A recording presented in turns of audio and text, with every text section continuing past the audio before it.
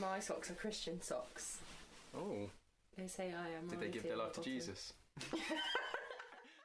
Father, thank you for meeting with us yet again. We are so blessed to be able to call you our Father and to be able to know that you're going to show up when we call on your name.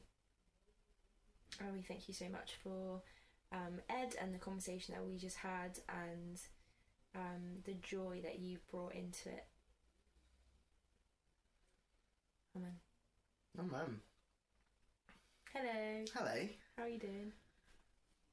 Yeah. That wasn't convincing. How are you doing? Yeah. I'm alright. You're you know, right. just like casual existential crisis and stress about like work and all that jazz. But it's like end of term stuff. So, yeah, 6 weeks to go. We'll get through. We'll make it. Yes, and how are you finding Sabbath helping with that? Because we are, for those who don't know, we're doing Sabbath. Woo! Which is something that we're doing as a Highfield student community. We're resting on Sundays, well, one day of the week, but we're trying to as many of us as possible, try and do it on Sundays so we can do it together. Exploring that, which is exciting. Yeah, it is. I'm finding it exciting. I'm finding it really exciting. Are you enjoying it? Are you finding it as helping you? Yes. Like, the first week was, like, great. Like, my days, what a day that was. This week was tough. Yeah. Like, the amount of times I was like, oh, I need to work. And I was like, wait, no. Sabbath. It was a lot. Which, like, is fine, because, like, it's literally week 2 of it. Like, I'm getting used to it. It, you know, like, I never thought it was going to be easy, because I'm a very leave it to the last minute, oh crap, I've got a load to do and I need to do it all now kind of person. Yeah. And I just hit, oh crap. So, like, you know, we're fine. It's just like, it's difficult, but I'm actually really enjoying it still. It's like a major life, like, thing to bring into your life. Yeah. Like a whole day every week where you do nothing but work and, like, delight and worship and rest. Yeah, for sure. Yeah. But actually, even though, like, this week I found it difficult, I still can see the impact it's had. Yeah. So, like, just because it's been difficult doesn't mean it's not been good. It was really good. It's just really interesting from that point of view. I'm getting to the point, I'm just like, if people are like, I love the idea, but, like, I just don't have time. And they're like, but you do! Go Sabbath! And let me tell you why. It'll be so much better! I actually think it's really, really great. How about you? How you doing? Yeah, I'm alright. Yeah? Yeah, I'm good. I did first open house today. Woo! Yeah. Open house is this new thing that we've started doing at church for the students, which is essentially like opening the church building, because it's a really beautiful church building, and using it as kind of like a pop-up cafe, study space, prayer room. That's where we're putting the free food now. Almost free tea and coffee. Yeah, almost into one. So yeah, that was cool. Today was kind of like the tryout of it. It's happening every weekday apart from on Thursdays from 1:30 till 4:30 in the church building, and it's been... Today was like me and Tim Dolby kind of, you know, dipping the toe in the water and seeing how people are going to respond to it. And people turned up, people used the space. It was a really nice vibe. Like, everyone that came in said it was a really cool vibe. So, yeah, it's going to be exciting to see how God moves through that, I think, and reach the students. Yeah, and how much coffee Tim drinks as well. Oh, yeah, so much. I rocked up this afternoon being like, I don't know who I am. What's going, like, existential crisis vibes. And then Tim, like, literally poured, like, a tiniest bit of coffee into a mug. Just so that he, like, hadn't, like, over-caffeinated himself throughout the day, which I just, like, is just hilarious. Yeah, he kept going to the coffee, what do you call them? Dispenser? Yeah. press. I don't know. Urn? Is it an urn? No, it's not an urn. No. Okay. Anyway, the coffee dispenser thing, and kept having to fill it in his mug only like a third of the way up, because otherwise he was just gonna Be jumping off the walls. Yeah. Yeah. So that was fun, and yeah, I'm good. Generally, I'm good. Yeah. How are you finding Sabbath? Great. Loving it. Yeah, I am loving it. I am finding it hard, like, to find the right balance for me of, like, what do I find, like, what should I be resting from and what should I be doing to delight in is actually quite hard. But I'm enjoying figuring it out, you know? Like, on Sunday, I woke up and it was 10 to 11. Woo! I know. And then I asked my Alexa to play the Elevation Worship album, Old Church Basement. And she just played it, and before I knew it, I'd listened to the whole album, and it was like 1:45. And I was like, oh, I'm meeting Tim at like 3. I should probably, you know, start to like get up very slowly and sort myself out. And before I knew it, it was 2:30, and then I needed to leave. So yeah, I had a great time. And the church was, and you and I and some other people went to the common, yeah, hang out, and played some heads up. Which we looked funny. so stupid in the middle of the common. There Which, was if you're hardly not in Southampton, anybody it's just like a huge open green space. But I didn't care. It was great. It was fun, having lots of chats about Sabbath and other things, and then went to living room. Yeah. Played Dobble, which was too stressful for your Sabbath. I had been having like, I had sort of got stressed in the morning for not doing work. Went to the common. So I chilled out by this point. Then we started playing Dobble. In my days, Dobble is stressful. Yeah, it is. I was like, this is too much.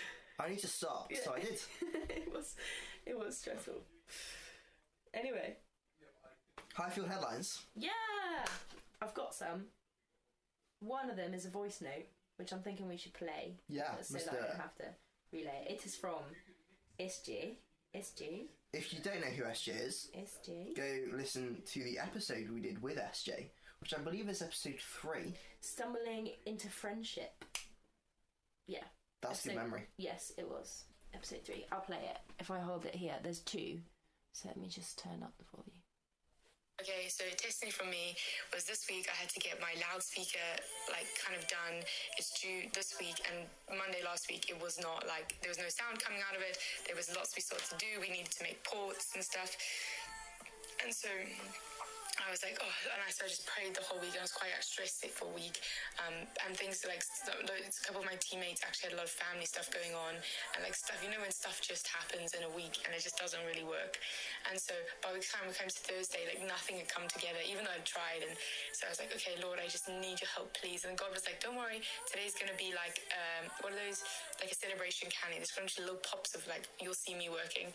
And so I was like, okay, fine. So I went to try, so first I was like, got one of my teammates to do the 3D printing software stuff, and he got all the right stuff, and he just gave me all these things. I went in the morning to try 3D print myself, tried for 5 minutes. I was like, I have no idea what I'm doing, and it's not working. And then the 3D printer guy came down, and the printer guy came down and was like, you can't do that, but here, come put your piece on this. And so 3D printed my port, like it was the right timing. I didn't know anything about it. And so I got my stuff printed, and then to get my stuff printed, I missed my lab. So I was like, God moment number 1, that I could get the 3D printing stuff. The guy was there. It was the right day, right time. Then I missed my lab to go 3D print stuff, and I was like, oh, and I missed the wrong lab. So I went to the next lab, and someone was like, oh, don't worry, you can just catch the lab you've missed in an hour. So I went to go catch up the next lab. So that's another God moment to come on. Then I still need to print more stuff, and so I went to try organize to print more stuff because time's running out, and it normally takes 2 weeks to like pre-book stuff, and we just hadn't been organized enough. And the guy's like, don't worry, we're open tomorrow as well because we know it's busy. So that's another God moment. They're not normally open on Fridays. So I got it printed on Friday. God moment, so all the software was working. Then other God moment is that the guy that does my code got a lot of help from another guy and got the code sorted. So Friday, the speaker was working. Wow. Yay! Amazing. Yeah, that was cool. I met with her for lunch yesterday, and she was like, she'd already sent me these voice notes, but she was like, I want to tell you again anyway. So yeah, it was really cool. And then I got another one from Grace Ohio, which is quite long, but I'm just going to read the whole thing. So she sent me a message and it said, last week on Wednesday we were doing some outreach. So she is part of the KM Church, Kingdom Movement, I think is what it's called. I'm pretty sure. I'm sorry, Grace, if I got that wrong, but I'm pretty sure. She calls it KM. So last week, Wednesday, we were doing some outreach, and one of my friends ended up talking to a girl and two other guys, and then prayed over one of the guys that God would reveal himself to him. Then about 15 to 20 minutes later, the other guy that was with him came back to us and said, hey, my friend got some prayer and I've heard really good things, so can you pray for me too? Sick. I know, that was cool. And then she sent me another one that said, another awesome thing happened after lunch yesterday. I met with some friends to just pray, really build ourselves up and just hear what God was saying, nothing crazy. There were 5 of us, and as we were praying, me and my other friend Zoe felt like God wanted us to give someone the gift of tongues. So we asked this girl if she'd ever spoken in tongues, and she said no, and so we asked if she wanted to, then explained what tongues was and shared some stories of how we started speaking in tongues, and she was like, yeah, I want it. So long story short, we laid hands on her and prayed, and now she speaks in tongues. Wow. Yeah. Another one, Grace said, oh my gosh, and someone else messaged me last night because I led BPM yesterday, and the Lord asked me to share Psalm 103 and all the awesomeness that comes with praising the Lord, and really felt like we should pray over the library because it just feels heavy in the atmosphere with stress and anxiety and just all kinds of darkness. So someone messaged me last night saying they were in the library working today and they too could feel the heaviness and it has just driven them to pray. So it's really kind of like a ticking testimony, but I really think that God's gonna really encourage people during this exam season and encounter people and transform the atmosphere of the library to become a source of light and life instead of darkness. Wow. I thought that's my reaction for all 3 of those. But like, they're all great. Yeah. Like, they are all great testimonies. That's amazing. Yeah, I think it's definitely something that we have been seeing, and it's something that the student team have really been feeling like God wants to do, especially in this term where it's supposed to be like one of the most stressful times of the year. Like, everyone's got final deadlines. That's why we're doing Sabbath, and that's why we're praying so hard into rest and really good rest for people, and that God will just eliminate this darkness that seems to come over the campus at this time of year. So that's encouraging and exciting. Yeah. Awesome. Guys, if you do have like any testimonies and you're there like, oh, I just don't know if they're big enough. Oh, no. They're big enough. That's the enemy. That's the enemy telling you that it is not big enough. Like, we love it when you send in your testimonies. Like, it is a really, really great thing, and we love hearing from you. We love getting to share them. It's a great privilege for us and a great encouragement for us. And I'm sure that, like, if you've sent a testimony in, it's a great privilege for everyone else who gets to hear it as well, and a great encouragement to them.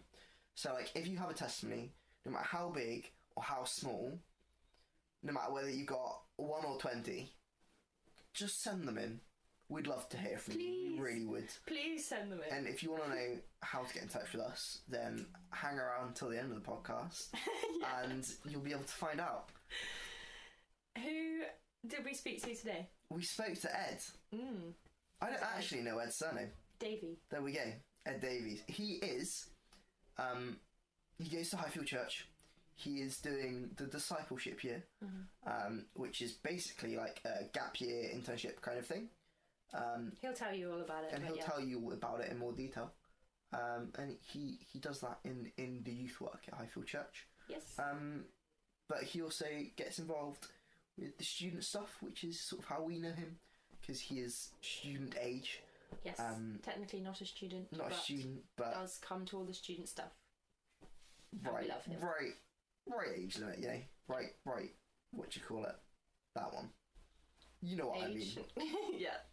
Anyway, so yeah, stick around, get comfortable, listen to Ed chat about his testimony.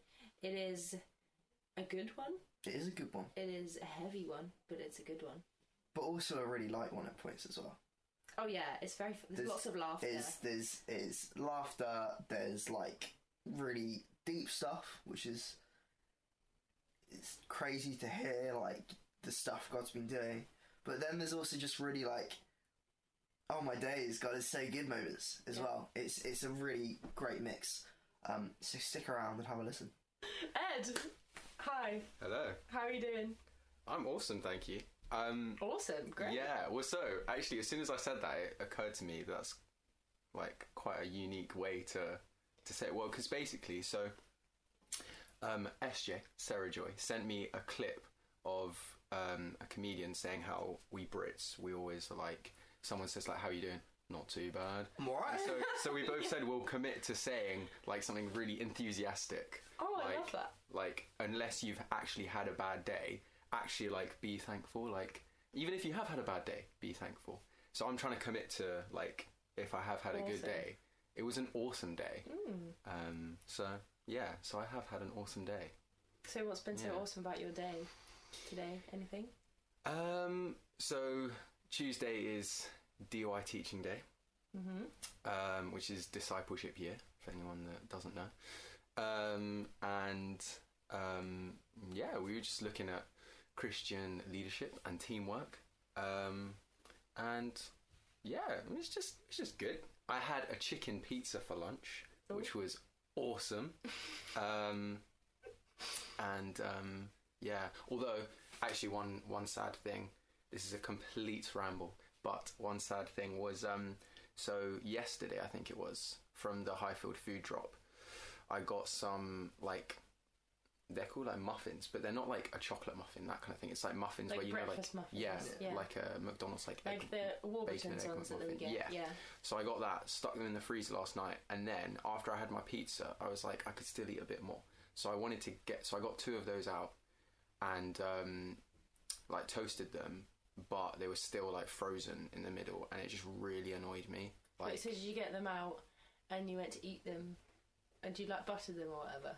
Well, no, so I didn't even get to that stage because I got them out, cut them, like, or at least, yeah, so it was a whole thing. Why didn't you just put them back in the whatever? Yeah, toast them for a bit longer. What? Well, no, because we had to go. I literally was making... Oh, right. I was going to say, like, why is this sad? Yeah. Can't you just... It's like, I only have one shot to do this, and it was still frozen in the middle, so I had to put them in the bin. Yeah. No, it was... I forgot that crucial aspect that we were on a schedule, and I thought I could just make them quickly and then eat them as we're walking along. But no. So that was really sad. That is actually really sad. Yeah. That saddened me to my core. Yeah, food is definitely one that, like... is a big one for me. Like, if I have a good meal waiting for me at the end of the day, I'm like, literally nothing could happen in that day to not make it a good day. If so I've got exciting. a fat meal at the end of it, yeah. Nice. I vibe with that. Yeah. Did you ever go do the like? When we were at home, when we were young, we always used to like come home from school, and the first thing we would do was have a snack, because that was just always what we did, and it was like after school snack, what we're gonna have. And I kind of always knew what was in the fridge and in the cupboard, so I knew what my snack was gonna be.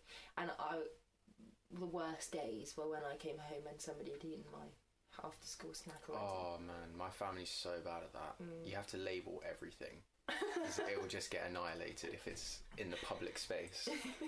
See, I don't have any of that. Didn't really snack after school. Oh. Or I did when I got older, but not like really small snacks, like maybe a packet of crisps. Oh yeah, like it's not pushing the boat out, you know. That's just like a standard size snack, no? Yeah. Or like a little packet of Haribo sweets. Okay. Like pretty dilly. Packet of crisps was pushing the boat out. Just something we never really did. See, my mum runs a community cafe, so it was always like there's always cake or cookies in our house. There was always stuff in, but it was in the treat box. Oh yeah, we've got a treat box as well. It's just a box of like all the sweet stuff, and then at lunch. Yeah, but that's when we have our treat box. Oh. See, but that we have one of those, but that's where we get our after-school snacks from. So it's like, I think we just have a lower standard for treats than you do, I suppose. Potentially, yeah. Anyway, this has been the longest intro ever. And we still don't even know who you are. Yeah, exactly. Ed, please tell us who you are. So I am Ed. Who am I? I am a follower of Jesus. I am currently doing the New Wine Discipleship year at Highfield. What is that? And just so a little brief. it's basically like a year of it's just giving a year to God and providing him with your attention, basically. And so it comes in like lots of different forms, but for me it's doing youth ministry and also, like, because it's not particularly intense, like the whole point of it is that it gives you a lot of time to just spend time with God and have that solitude with him, which I am loving. It's awesome. And then I'm also working part-time at a care home for people with severe learning disabilities, which is also awesome. It's so wholesome and humbling, and it's really nice. It's good. Cool. Yeah. Where are you from? So I would say I'm from London, but it's controversial, and I can already tell, Laurie, if you're listening, I know you're laughing right now.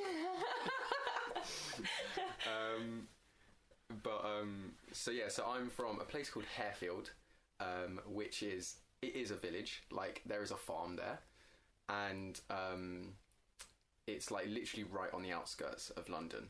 So basically, like, I'd say I'm from London, but You're barely. I'm from like London. nowhere near central London. Yeah. But yeah. Is it? This might be a really stupid question. London is a county. I don't even know. Like, Okay, that's not a stupid I was question. born there. Greater London is, so I think. And the city of London is in Greater London. So I think central. This actually might not even be 100% correct, but I think central London is Greater London. So which that is that county. do you live in? I want to say. You don't know. No, because Me you know what? I thought it was Middlesex at first, and then I thought it was Hertfordshire, and I've just been told many things, and it's not something that particularly concerns me. So I just don't know. Okay. I don't think I've ever met anyone who doesn't know which county they Because live it is like. It doesn't. I think I am like concern me. right. I think I am like right on like the border of like some, like quite a few options. Okay, at the end of this, after we stop recording, We're gonna look into which county you actually live in. Anyway. Cool. Awesome. Great. So, before we get into the good stuff, we do have a very important question. Yeah, no, A I very think you're important implying question. there that this first question isn't the good stuff. I think it is. Yeah, you're not wrong. I do enjoy this bit. Come dine with Jesus. Jesus is coming to your house. Not my house. Not Rhiannon's house. But to your house. You've got to cook him a 3-course meal. Like, no help from Jesus, no miracles or anything. Whoa, it's like whoa. the only rule. See, that's what you say. You say no help from Jesus. Like, I get no miracles, but the no help from Jesus bit is the bit where I am. But to be fair, my answer is we different. didn't specify that. Yeah. Well, no. So you specified no miracles. Yeah. But No mine, help, like, he could help us. mine very much involves Jesus's help, not like in a miraculous way. But let me talk you through it. I'm gonna hear you out before I pass judgment. No. Let me talk you through it. So basically, it's very different to, for instance, like I think SJ and Sue both said they want minimal effort so they can just spend time listening to Jesus. Yeah. What I'm thinking is, because I love to cook, like me and Jesus gonna have a party while we're cooking. We're gonna put some tunes on, and you know Jesus can dance. Like Yes. Jesus gets down. Yeah. Jesus gets down. Like there was like a Christmas present I wanted to get my brother was like a Jesus figurine that dances, and then it like shows you lots of like biblically based dance moves. So there was one that was like the walk on water and that kind of thing. It's awesome. That's amazing. Yeah, it's so We're cool. searching that up after this. Yeah. It's so good. I want to know what the walk on water looks like. But yeah, so what I'm thinking is we would cook together and like just have fun with it. So the starter, so basically what I want to do is literally like try and create it all from scratch, and just have a laugh with it basically. And actually none of the things that I'm gonna say I've ever actually made from scratch before. Oh, so you're going like because like I think that's just like get Jesus there and then it'll work.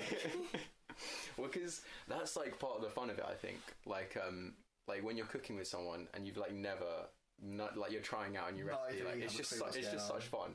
Like that's what me and Alfie do for Thursday small group quite a lot. We try to on the day, well I say on the day, like an hour before it starts, we meet up in Sainsbury's, choose a meal, and then like make it like and try a meal that we've never made before. Well, when I came to your small group a few weeks ago, like just before Easter, and the dinner you made was really good, and just the pure surprise on your face, it's literally like, oh my gosh, it's good, mate, it's good, oh yay, hallelujah, it's so good. Honestly, it's so much fun, like when we cook together, me and Alfie, because like people would just be like because the kitchen and the lounge is like it's open plan, so they're like it's like right next to each other, and so people would just be like, oh, how's it going? And me and Alfie just look at each other like, yeah, good, yeah. But we literally knowing that like it's a shambles, like. But yeah, so what I would have for the starter is garlic bread, and it would be garlic pizza bread, because garlic pizza bread is definitely a tier above garlic bread baguette. Yeah. But that wouldn't be. That's not too bad. Like you could quite easily make that from scratch. I don't think that's where me and Jesus would be freaking out. No. But and then so for the main, I'd want to try maybe like some kind of like Asian style like spicy beef stir fry kind of thing. Ooh. Like yeah. For what reason? Just because like it's a recipe that I just would like to try out, and why are you laughing? I just love it. It's like, or is it, I just want to try it. Yeah. You know? It's an excuse. But then I think as well, like a good part of that one is that there's a lot of like little aspects to it. So like I love like a meal where there's like multiple people cooking. I love a meal where it's like there's lots of things that need chopping, so everyone gets a job kind of thing. Like I'd love to be like, yo Jesus, like bro, can you just chop the onions for me? And then he's just there like crying because of the onions. Like can you imagine that? Like it's just so much fun. Like and then Jesus wept. See, that's the thing. And then I'd make that joke and he would burst out laughing. We would just have a whole thing of it. And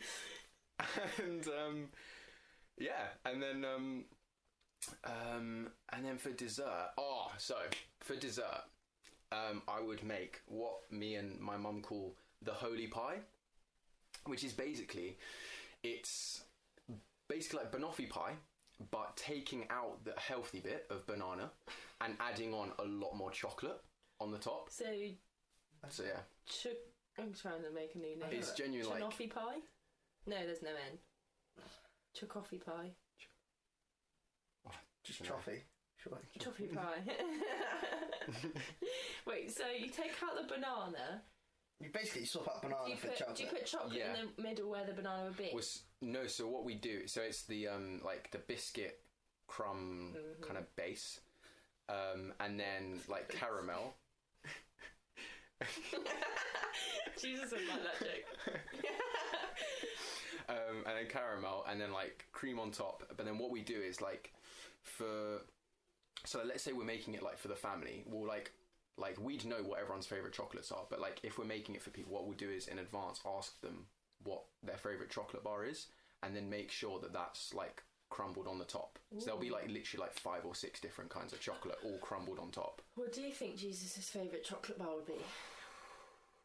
Do you think they didn't have chocolate, right? Chocolate-coated Turkish delight. Oh, that's a good shout to be fair. Interesting. Why? Why? Like, geographically, that seems fairly close. I reckon it probably made its way. Maybe. I don't know. I have no idea. That and I just That like was just it, a and fun I think random it should be that because it's the best. Oh really? Oh yeah, love That's some quite- Turkish delight. I'm not a fan. Controversial, I know. Yeah, very Yeah. controversial. Yeah. I just like pure dairy milk. Yeah. Also Fair quality. play, fair play. Mm-hmm. For me, it's all about the caramel. I need it, like, I quite like stuff that's just gonna make me feel sick.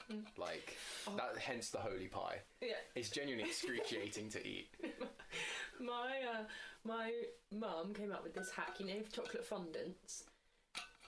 Like they'll melt in the middle kind of Oh, ones. yeah. They can be really hard to cook because you don't want to overcook them because then like you don't have the melt in the middle bit. But you don't want to undercook them because then the whole thing's just going to be like pure batter in the middle. Anyway, hack is to get a Cadbury's caramel egg and put it in the middle so that you can cook it. Like, it cooks all the way through. Then when you cut it open, it's caramel and it's got like a little layer of dairy milk chocolate like encasing the caramel. That sounds vanilla ice incredible, cream. but I must admit in my mind I've swapped out the caramel egg for a cream egg. No, you No, ruined man. it. You ruined it. No, cream egg is so much better. No, disagree. So much I can better. only handle like a bite of cream egg and then I'm like, I I'm could- done I for this could. year. You could give me like a box of cream eggs and I could just eat them all. Oh. And just not even chew. Just Well, obviously you got to chew because you got to get the inside out. But like, How do you eat a cream egg?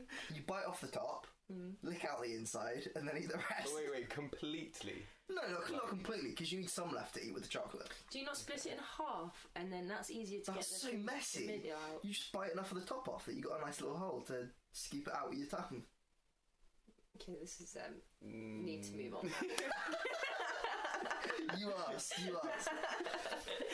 Yeah, to be fair, there wouldn't be a good answer to that question of how do you eat a cream egg.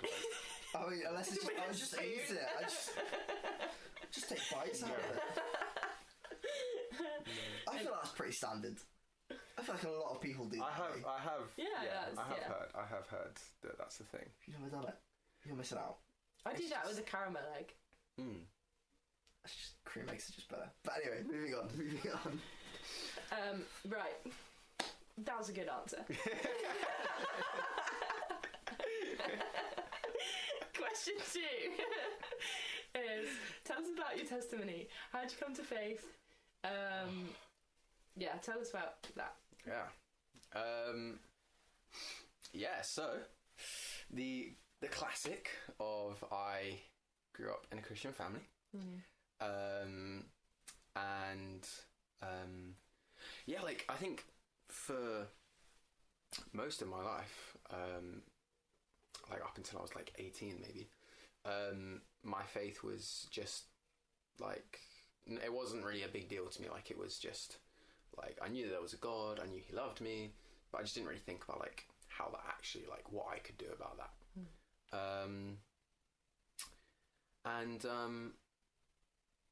Yeah, and then I think like a big moment of change for that was Soul Survivor. Classic.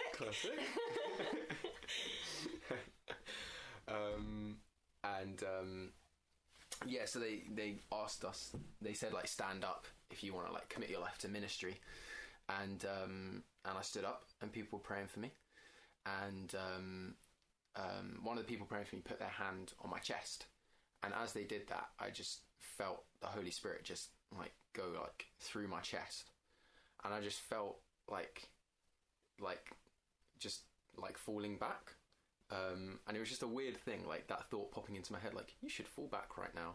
It's like not really, like doesn't make any sense, and I don't know, like don't know why I listened to it, but it just felt like the right thing to do. Yeah, so I fell back, and then people like got me and like brought me gently to the ground. I didn't just like yeet.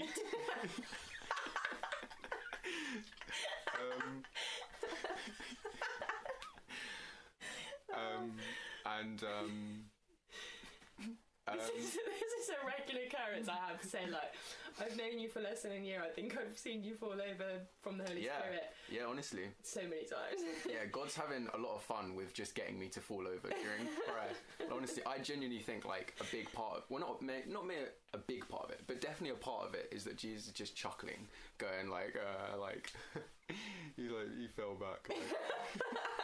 Because it's just funny, like, because the times it's happened recently, I've like fallen back and just started laughing, like at times like quite hysterically, and it just I just get filled with just so much like joy like that comes from God.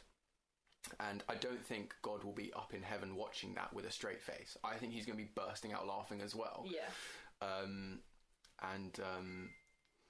Yeah.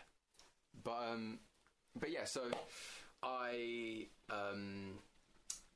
so I fell back, and then as soon as my head touched the floor, I just burst into tears. And I just had all these things just flashing through my head that I'd been just so angry at God about. And I was just crying about it, and it was just like a whole, like, just loads of emotions just spilling out, just overwhelmment and that kind of thing.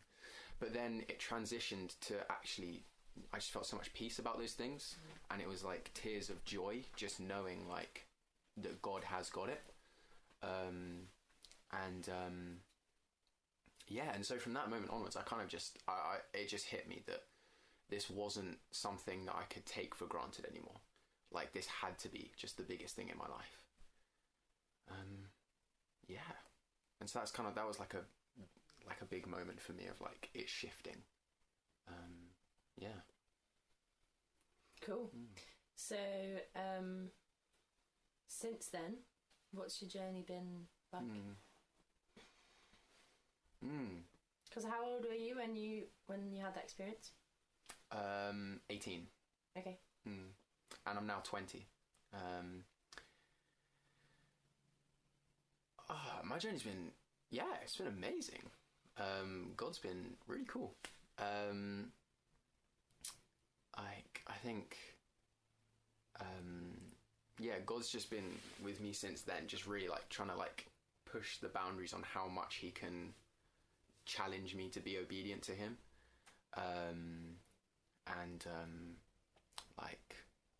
Just like keeps reminding me to just be conscious of how intentional I am with it.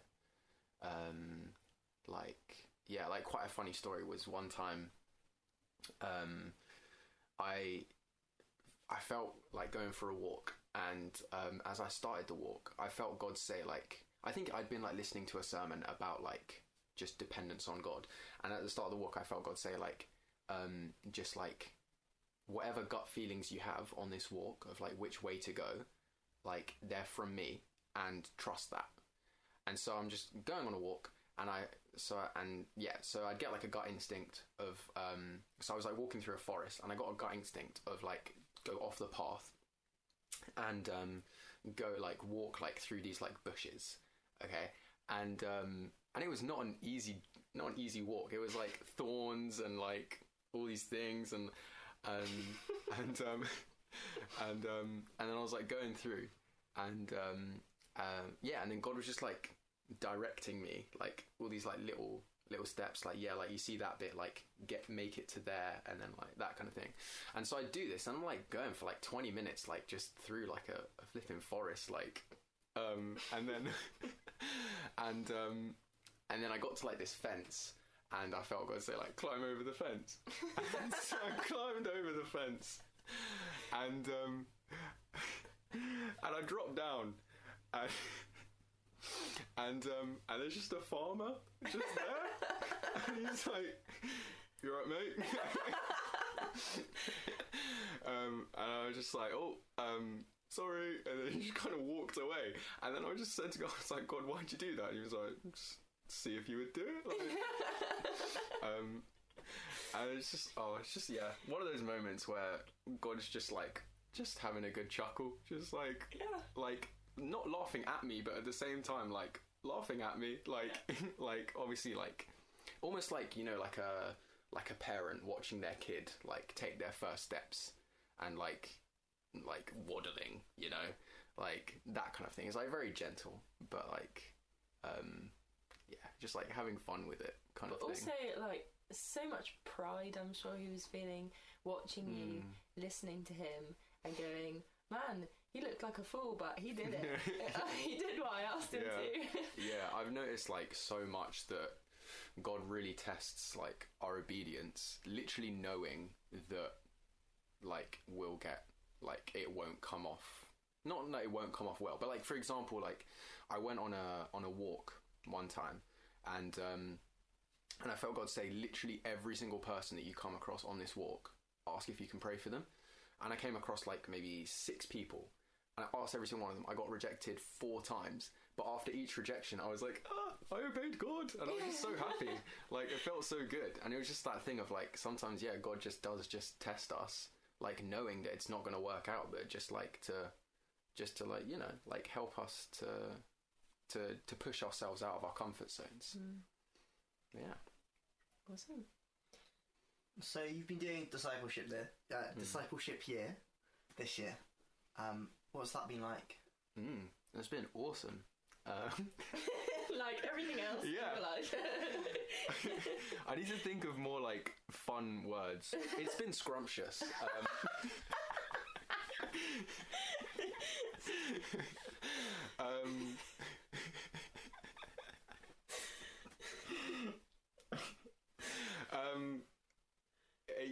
It's it has been really, really good. Why? Why? I think like this year, God's really like I kind of went into it being like, right, this will be a year where like I'll be working in the church, like doing some ministry, and like hopefully like in amongst that I'll learn like, you know, like I don't know, all these things, like how to be obedient to God, all this kind of thing, and how to like be like a servant like for God and that kind of thing.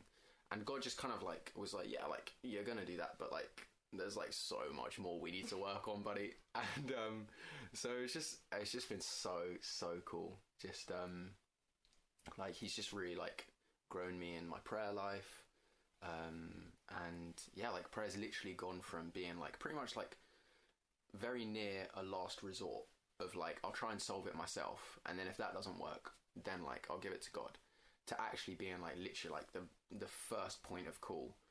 And it's just been so good, like knowing that I don't actually have to carry the weight on my shoulders.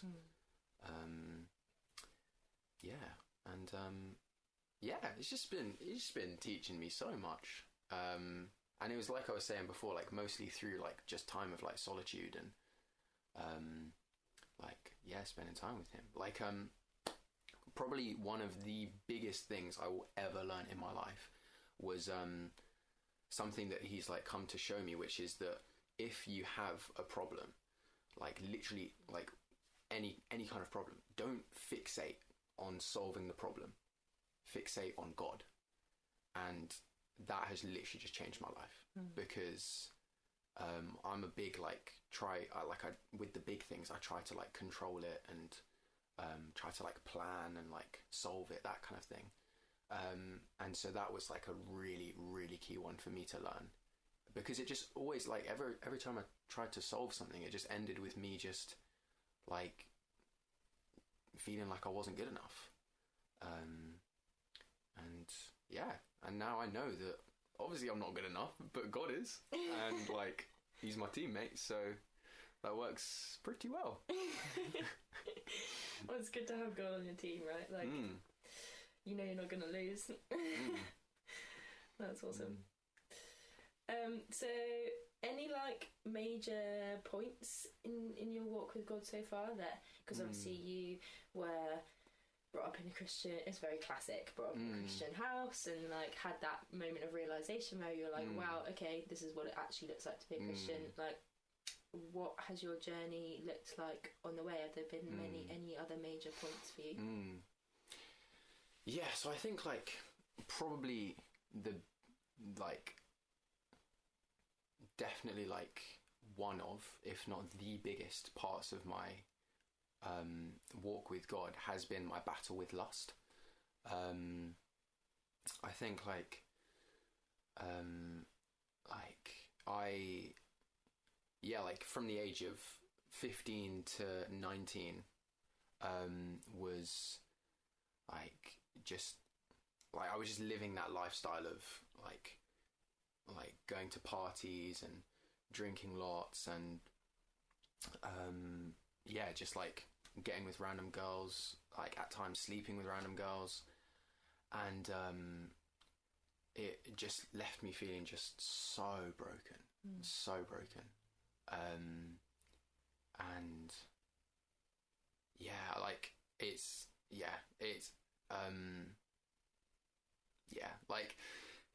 just so broken. And yeah, like to give like a few examples of just like how lost I was, like I was like addicted to porn. I slept with girls like having met them in a club. Like I slept with a girl literally having met her that same day. We slept together. And I think I've come to realize that like I was trying to find my security and my self-worth from the opinions of others, and I think especially from girls. And I realized that actually those things truly come from God. And I think that it was a combination of lots of different things that were adding to my insecurity around it. But I think because my first relationship from when I was 15 to 16, the girl that I was with was quite, I would say, emotionally abusive to me. And she just made me feel like I just wasn't good enough. And I think that left me feeling with like a real feeling of like emptiness, that I needed to go after it, and like I needed to just get that feeling of being adequate, being good enough, being attractive, being wanted, you know.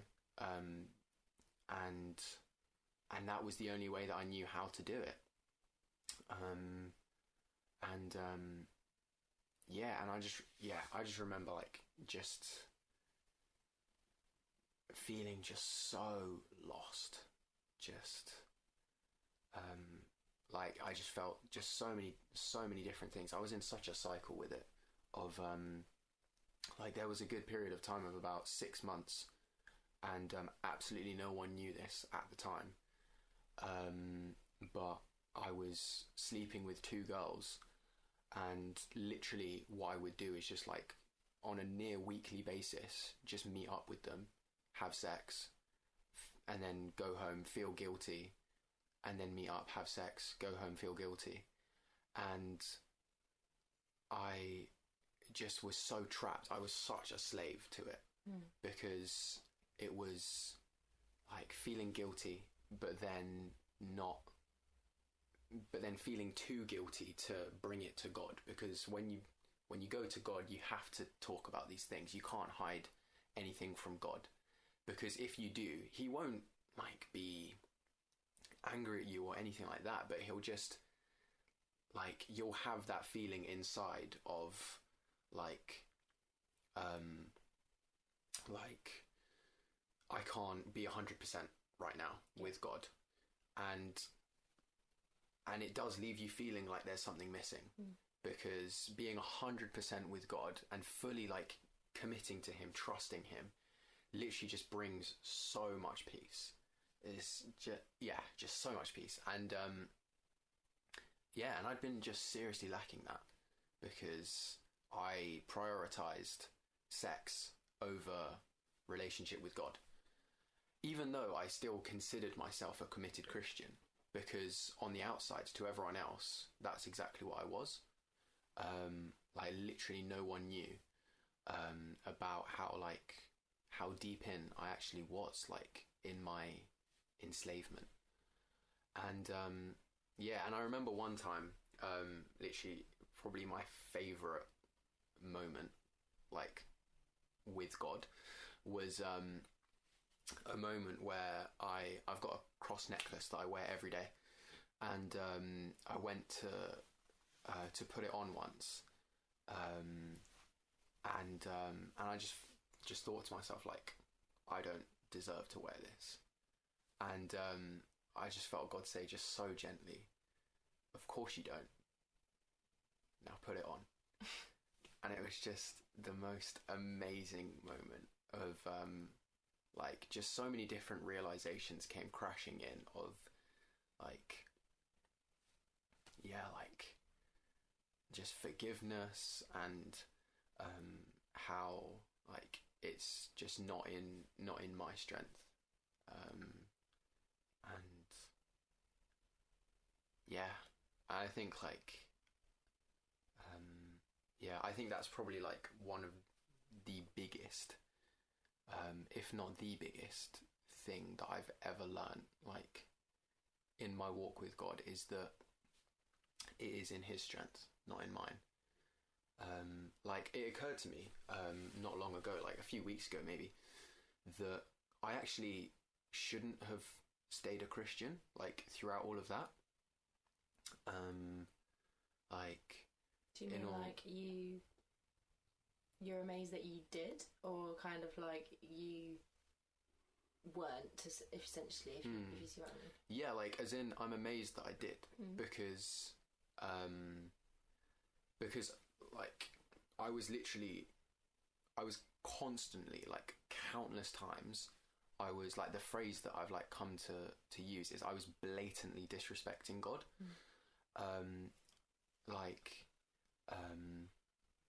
Yeah, and yeah, for literally years I chose that lifestyle of being blatantly disrespectful to God, and choosing sex, and like yeah, and how like girls, like relationship with girls over relationship with God, and like going down that route, and like that being like a massive part of your life. Like, I shouldn't have stayed a Christian, like it doesn't make sense, like, because for so many years I was just so like severely not living like I had faith. I really think you do. It sounds like you did the classic Christian, like older teenager kind of thing, where you a lot of people do leave a double life almost. You know, you have like the person that you are at church, and the person that you bring to God, and then the person that you are when you don't think, and then when you obviously, you know, God's watching, because you know he knows everything, but the side that you almost hide from God, and you hide from that your church and everything else. Yeah, literally, like, yeah, I know exactly what that is like. I've been there, and yeah, and I'm just so grateful that like God does see it all, because I think if He didn't, it would take a long time for me to have like been real with Him about it, but because like because I knew that He knew, and I knew that like every time that I didn't like say sorry, that put like a barrier between us. Like, knowing that meant that I was more like enthusiastic to actually deal with it when the time did come, that I was like, nah, enough is enough. And I'm just so grateful that, like, that literally baffles me how I am allowed to have a relationship with God after like the person I've been. Like, that completely baffles me. But that's such a beautiful thing to say, right? Like, if you look at everything that every human does, like, I don't think any of us should be allowed to have a relationship with God, if that's how you look at it, right? None of us are worthy, none of us are deserving, but, you know, we are still allowed to have that relationship. And He still wants to. Yeah. You know, that blows He my wants to, life. so much so that, like, He literally sent His son to die so we could have it. Yeah. Like, Do It's mad. It's actually mad when you think about it. Imagine doing that. No. Like, how often do we say that and just like walk past it? But like, just like, I don't know. If you're listening, try and put yourself in God's shoes there.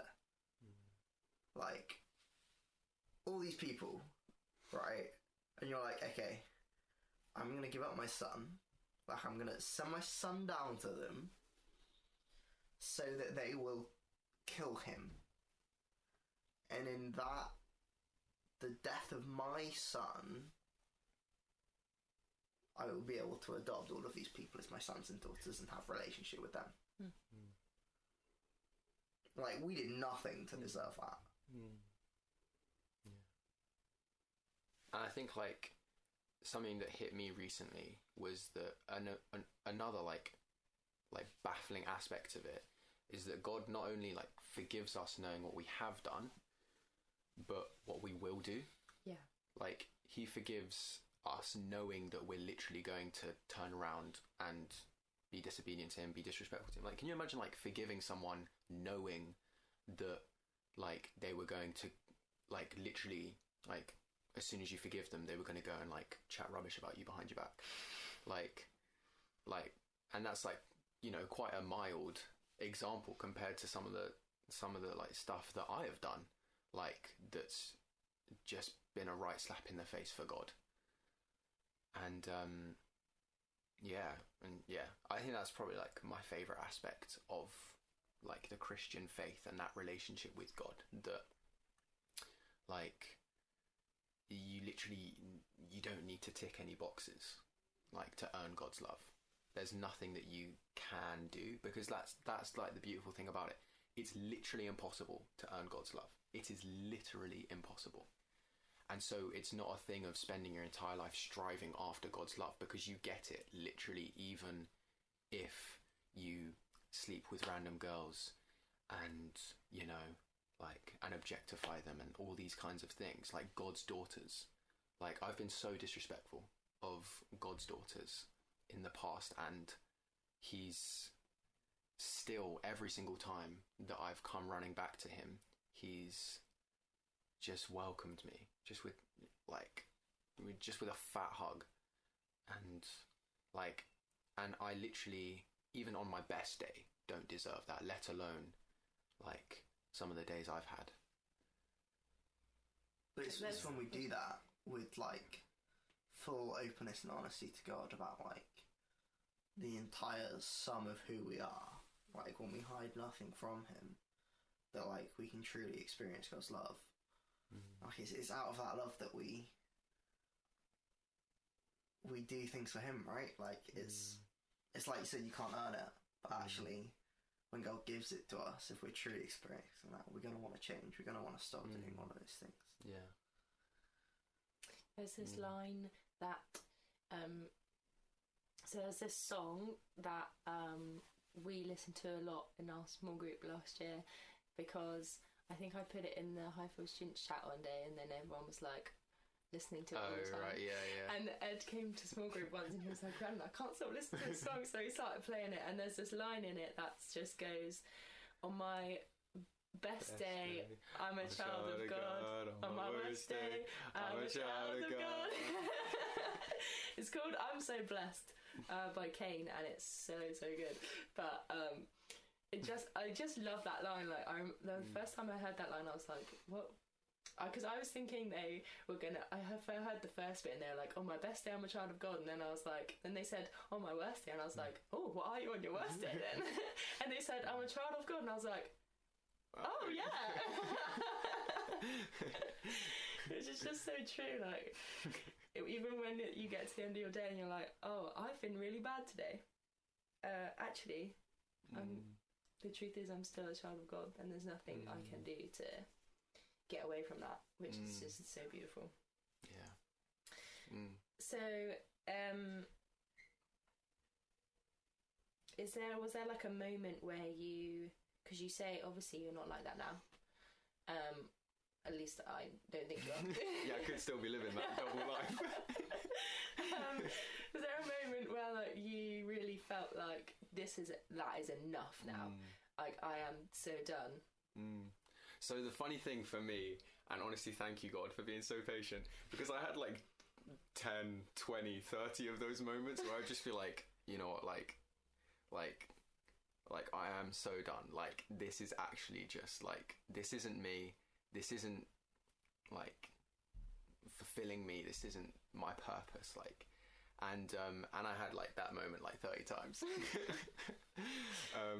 Because I would have that moment, but because I was so like addicted to just that whole experience of, you know, seeing a girl that you find attractive, oh, she finds me attractive, and then like just the whole like rush of all of that, like I was addicted to that.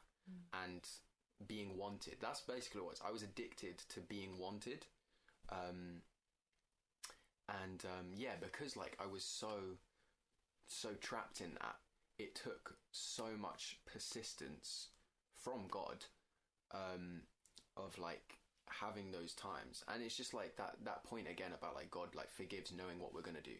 Like every single time I came to him and I was like, right, God, like that is it. That is actually it. He was like, yeah, man, this is it. Like knowing it like wasn't it. Yeah. But he would still like hype me up in that moment. And like he would be like you got this, like I'm proud of you, I love you, like every single time. Like I would come to him and I'd be like, I'm like so sorry, like and he would just be like, I'm proud of you, like I love you. And yeah, and I think like I think like it was kind of like with every, like not with every, but with a lot of those times where I would like just break down and be like, right, this is literally like, this has to be the end. I think I would take like a little step with a lot of them, with a lot of those times.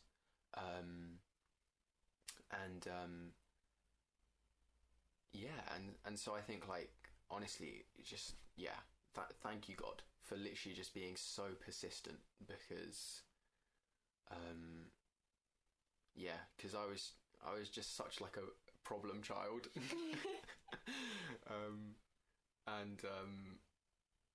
He just kept coming after me. He wasn't giving up. So your last time, do you remember when that was? Oh. That last time when you were like, okay, this is it, and then it actually was? Like, do you remember, was there anything different about that time at all? Or like, were you just like... You know what, I think the funny thing is actually no. Like, I don't remember the last time, and I think like the key for it, for me, is that what I learned was that thing of, if you've got a problem, don't fixate on the problem, fixate on God, because that's what I ended up doing. And I've learned that more in this DY, but like that's something that I kind of started to learn the foundations for in solving my problem with lust, because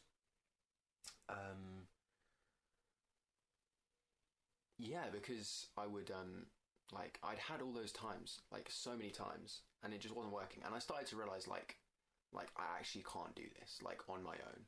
Like it's not enough for me to be living this sinful life and then come to God every so often and ask for forgiveness. Like that wasn't enough. I needed to actually like bring him in on the everyday life and focus more on him.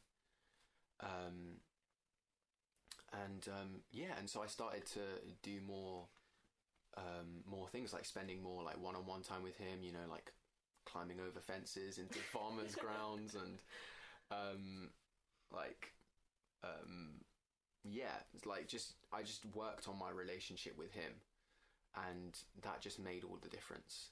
And I think that is like the key of my story, that I have been so broken, and I'm still broken in a lot of ways, and literally I can't take any of the credit for being saved, because God has just passionately pursued me and been like like, we're gonna get through this. And yeah, I'm just so grateful because yeah, like I'd love to be able to say that it's like through like reading books and listening to sermons and like all these different things. I'd love to say that I committed to doing all of that and that's what solved it, because I did try those things, but like they just didn't compete with what God had to say, which you can only get when you spend time with him. And I'm so glad that you like didn't go through that, you know, like I think, you know, you say you would love to be able to say that that's how I did it, but actually I think there's so much beauty in the fact that you didn't have to do any of that. The only person that you actually had to hear from was God, and it wasn't through the strength of some preacher that you found on YouTube that, you know, spoke to you and you were like, oh wow, this is the strength I needed. No, it wasn't from him and it wasn't from you, it was from God himself, and that's the only strength that's going to get you through that and pull you out of it, which I just think is like and that's something that amazing. I will literally never doubt again for the rest of my life, because of the journey that he's taken me on. Like, and I think that's why, like, I don't regret at all, like, the life that I have lived, because although I've made a lot of mistakes and I've hurt a lot of people, and that is something that I am very sad about, and I like would obviously, if I could do it again, like I would do it differently, but I don't regret the journey that I've been on because it has taught me so much. And like, I know that brokenness, I know that emptiness, I know what it's like to be lost, and it's something that I never want to feel again. And so I will literally every day for my life, I will passionately pursue God, because I know that what I've got with God is real, because I know what it's like when I haven't had it and when I've neglected him. And yeah, I never want to feel that again. And yeah, and God's just like yeah, God's just buzzing to go on a journey with every single one of us. And yeah, I'm just so grateful that he has opened my eyes to like how beautiful that journey can be. Oh, don't deserve it at all. Oh man, it's been awesome having you on. Thank you for telling us your story. No worries. How can we be praying for you? Like, what's God been doing in your life right now, and what can we be praying for you for? So I'm battling a lot with lust. No, I'm joking. Not sure I'm equipped for that.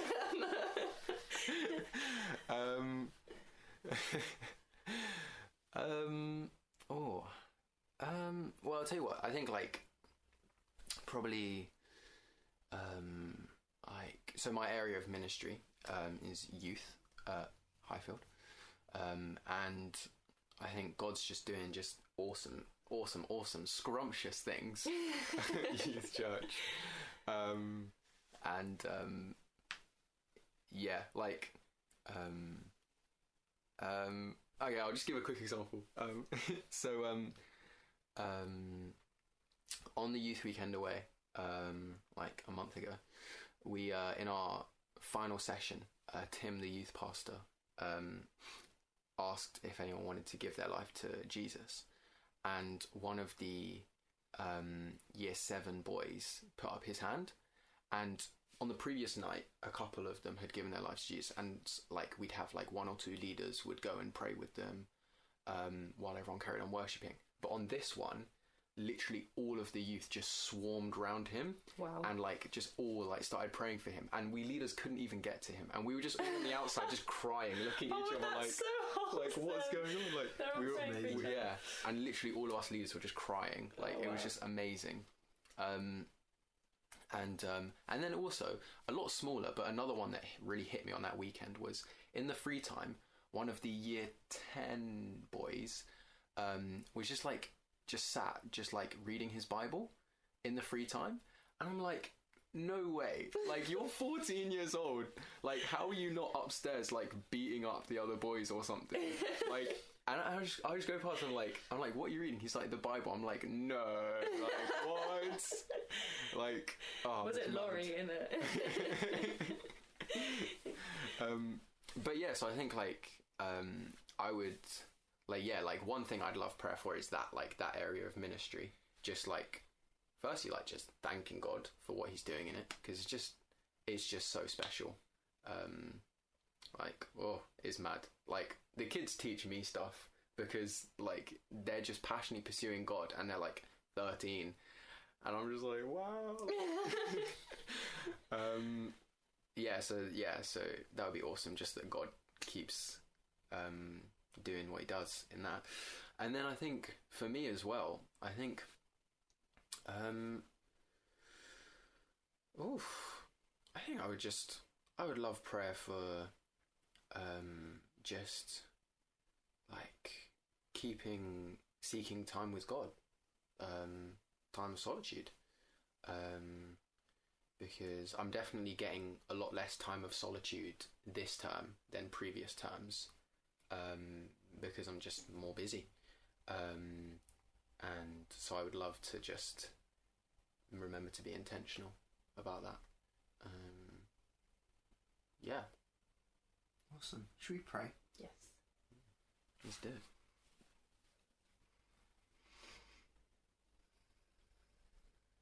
Father, I thank you that there's no age limit to the kingdom. There's no like height to entry. You don't have to be a certain age or hit a certain standard, but that you accept all of us just as we are. That as we come to you, you welcome us with open arms.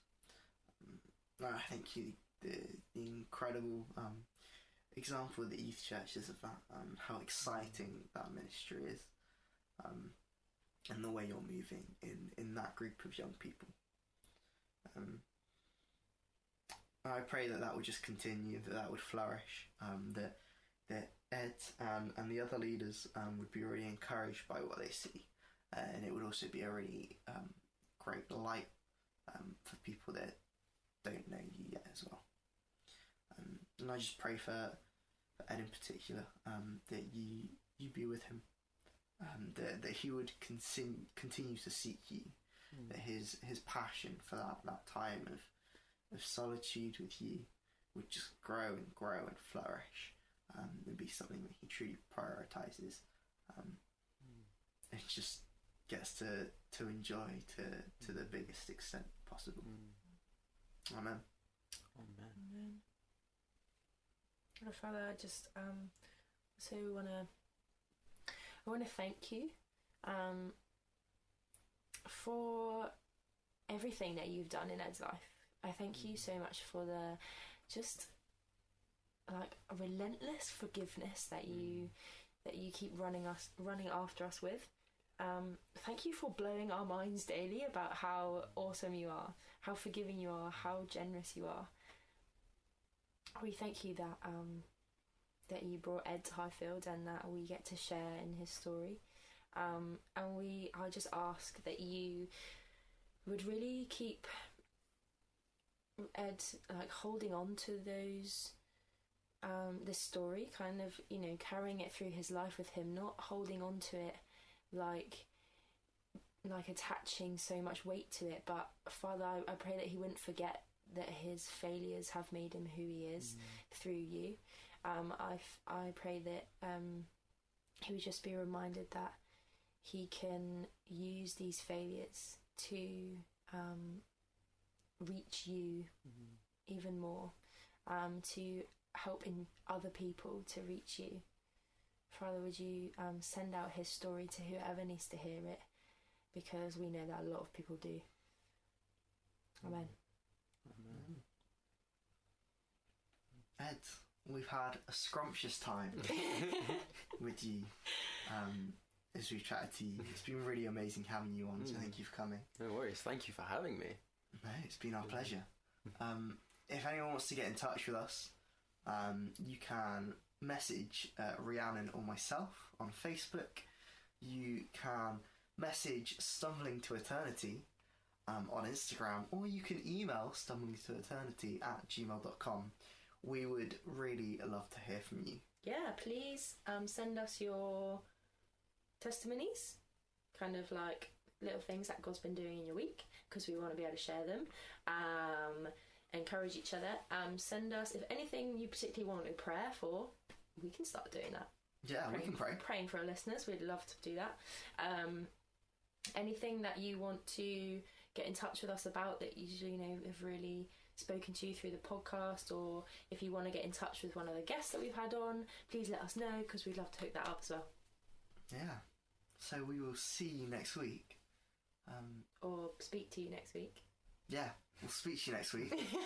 Have a scrumdiddlyumptious time. Oh, man.